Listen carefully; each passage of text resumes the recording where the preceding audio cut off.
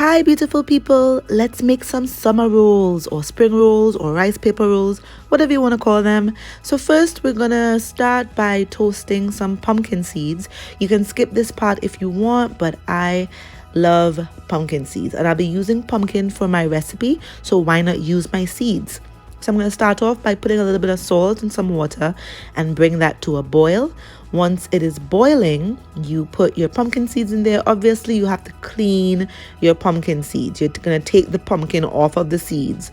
All you want is the seed, okay? So you're going to boil that for probably just 5 minutes and then take them out. Take them out, put them onto a towel and pat them completely dry. It's really important to pat them dry, completely dry, because they will not toast the way you want them to if they are not completely dry. So pat them dry till all the moisture is gone, and then we're going to season up these babies and pop them in the oven. Now that my pumpkin seeds are completely dry, I'm going to put them on some wax paper on a baking tin, and I'm just going to spread them out evenly so that I can season them evenly and so that they can toast evenly, okay? Now it's time to season. I am just going to use a little bit of sesame oil and a little bit of steak seasoning. You can use any seasonings you want. I just want this to have a light taste, not too sharp. So I'm just going to use the sesame oil and a little bit of steak seasoning. You can use any dry seasonings you want. Be sure to spread it out evenly before putting it in the oven. I'm going to put my oven on 375 and I'm going to leave these in the oven for about half an hour. And every 15 minutes or so, I'm going to take it out and toss it up, okay? Now that I've utilized my pumpkin seeds, I'm going to take my pumpkin. Actually, it's squash. I'm using squash, not pumpkin, because the texture of squash is better for spring rolls or for noodles, all right? So I've just lightly drizzled some sesame oil on my squash noodles, and I'm going to put these in the oven as well. But these are not going to stay in the oven for very long, just about 15 minutes, because I don't want it to overcook. All right, so I'm taking out my pumpkin seeds now, and I'm just going to toss them around a little bit and put them back in the oven. It's important to do this so that they toast evenly. So while those are in the oven, in the meantime, I'm prepping the other ingredient for my summer rolls, which are cucumber noodles. I already used the spiralizer to make these into noodles. Keep in mind, you could use a handheld noodle maker. I just decided to use the spiralizer today. And as I've told you before, when it comes to cucumbers, it's very important to pat out the extra liquid. Cucumbers are full of water. So I'm just keeping it dry by putting a heavy cutting board on top of it to suck out all of the moisture. By this time, my squash noodles are ready. So I'm just going to take them out and I'm just going to use my hand and toss them around a little bit, and also to feel if the texture is how I want it. I want my squash noodles to still have some crunch to it. I don't want it to be overcooked, so it's perfect for me. I'm also going to put some plantains in the air fryer. All right, so I season them lightly, pop them in the air fryer. My toasted pumpkin seeds are finally done, and it's pretty much time to prep my summer rolls. All right, so I have all my ingredients here. I put a little bit of flavor peppers into my squash noodles. Here are my dried cucumber noodles, and I have some hot water for my rice paper. Now, if you have not used rice paper before, it's really important to take note. So the trick with rice paper is to submerge it in warm water, not too hot and definitely not cold. You submerge it in warm water and you will feel it becoming more pliable. So you see how I'm dipping and taking it out quickly? That's how you get it into the texture that you need it. Once you've done that, you rest it on your cutting board. I suggest a plastic cutting board as opposed to wooden, and you mount it and you fold just like you would fold and wrap a burrito. All right. Okay, so let's go through that again. You're going to take one rice paper, submerge it in your warm water. All right, you just keep dipping it in and dipping it out.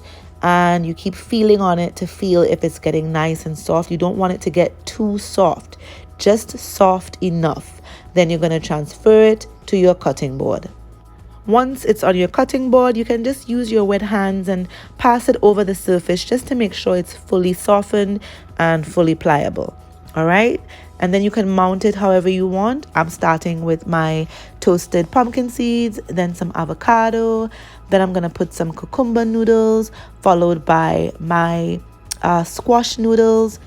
Next, I'm gonna put some pickled onions, followed by some cashew sauce. And remember, you can mount it with whatever you want. You can have any flavors you want. This is the flavor I want. But don't mount it too high because you're still gonna have to wrap it. All right, so I'm starting with the sides first for this one. Then I'm going to tuck it in, and roll. And there you have your summer roll. All right, now these are small because I used one sheet. Now I'm going to use 2 sheets to show you how you can make longer summer rolls. All right, so once again, you're just going to submerge in your warm water. By this time, your water may have gotten a little bit cooler, so you may have to submerge for longer, or you can just boil some more water and add to this. Make sure it's cool and not too hot, okay? But I'm just going to use this water that I have. I'm not going to add any hot water to it. I just know that I have to submerge it for longer, okay? Next, I'm going to kind of layer the rice paper, kind of like a Venn diagram. So they're not really going to be layered directly on top of each other, just kind of half on top of each other. Hopefully the Venn diagram is a good description for you. Then I'm going to layer it like I would have layered before, pile it on there, and you can put more things in here because you have 2 wraps this time. Then you're going to fold in the bottom, and remember, these are really delicate, so just take your time. You're going to tuck in, fold in the bottom, then fold in 2 sides, then tuck it in again and roll. Okay, if you have any extra, you're going to tuck that in the back. All right, so you see the back is tucked and you can see everything on the front. All right, so working with rice paper is going to take a little bit of trial and error, but it gets easier as time goes on. The more you work with it, the more you realize how it's used. But the main thing to remember is that you have to use warm water to get it pliable. If you use super hot water, it's going to crumble. So try to get a good temperature, warm water. The other thing to remember is to use a plastic surface rather than a wooden surface because it tends to stick to the wooden surface. All right. And another thing to remember is that if you want a small summer wrap, you can use 1 rice paper at a time. If you want a longer summer wrap, you can use 2 rice papers at a time. All right, and you just layer as you want and you go. The possibilities and combinations for summer rolls are endless, so you can use any textures, any flavors you want. All right, so just remember to tuck in the bottom, tuck in the sides, try to tuck as tightly as possible without being too strenuous on the rice paper because the rice paper is delicate. You don't want it to pop, so you have to find a good in-between of being delicate while tucking it in tightly. Now, I don't think there are any rules with what you can put in your summer wrap. I'm starting with some mangoes, and I just feel like the mangoes will make it so fresh and so tasty. So just play around with the textures and the taste of your summer roll. Whatever you want in there. If you want meat in there, you go right ahead. This is the Chubby Vegan channel, so there's no meat in here. And I get my meat textures from my plantains. And yeah, so play around with it. I can't wait to dive into this mango one because I love mangoes. All right, so play around with whatever flavors you want in there and practice rolling, and it will get easier and easier. And that's it. That is it. You can add some garnish on top. You don't have to. I'm just going to put a little bit of sesame seeds on there, and yeah, I'm ready to dive in. Okay, all done. Here they are. Some people call them summer rolls, some call them spring rolls, some call them rice wrap rolls. It doesn't matter. It's very tasty and it's very refreshing.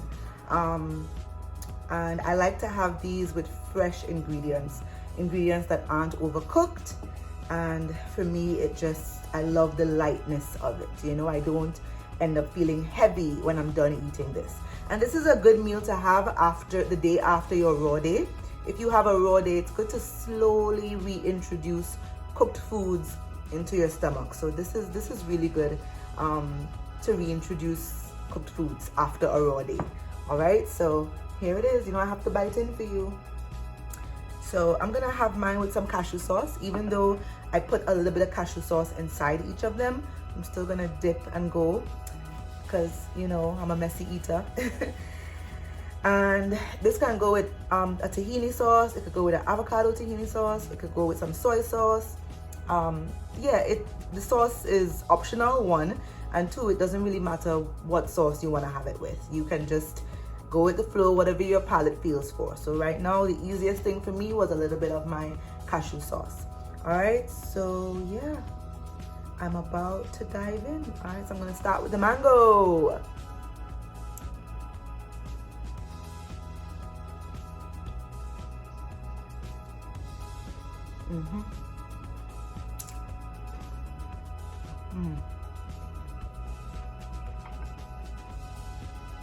So good.